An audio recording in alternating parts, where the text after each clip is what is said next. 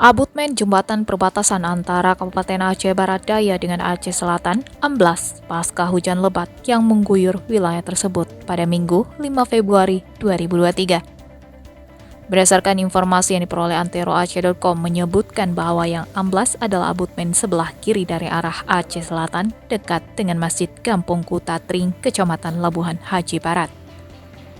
Dedi, seorang warga setempat, mengaku khawatir dengan kondisi jembatan sebab itu adalah akses satu-satunya di lintas nasional yang menghubungkan Abdiah dengan Aceh Selatan.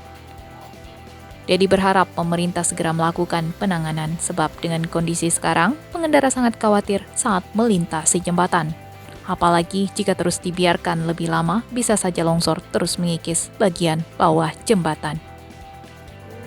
Demikian, Ilyas melaporkan.